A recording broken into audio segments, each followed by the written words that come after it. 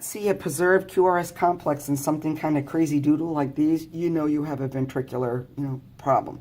So we can have ventricular tachycardia, which means that the ventricles are contracting rapidly, and overshadowing anything going on in the atria. So when you have these multiple high amplitude waves, all about the same height and amplitude, this is going to be our example of ventricular tachycardia.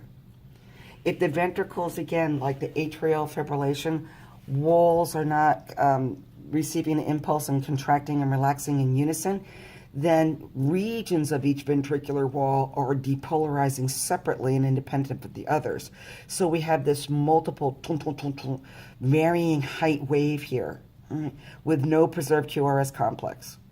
That would be ventricular fibrillation. Then we have AV block, which means that AV blocks can be graded 1 to, I guess 3 or 4. And what's happening is that we're having atrial depolarization, but the impulse is not traveling all the way down into the ventricles, to your right and left bundle branches. It's being kind of blocked at one point. Now, and what will happen is you'll have what's called a dropped beat. So you may see, in this case, you have this PQRST, then you have a P wave, and you have this extended line followed by another P wave, another extended line, PQRST. So what this means is that the atria depolarized, but the current never went any farther to depolarize and ultimately repolarize the ventricles.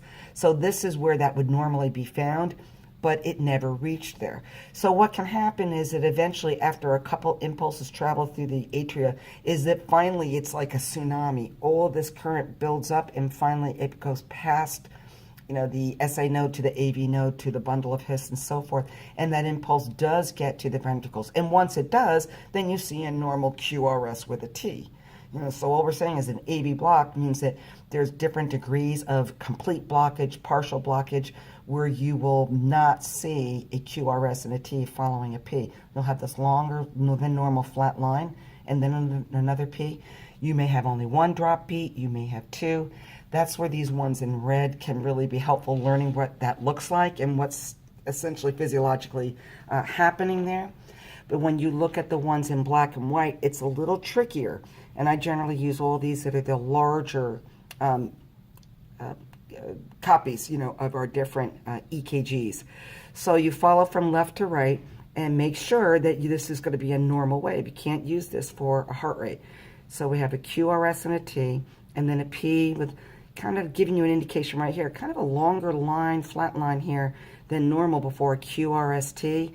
And then we have a P, flat line, P, QRST, P, kind of a long, transition here, P, QRST, P, flat line, QRST, P, real long flat line. That's where you drop the beat.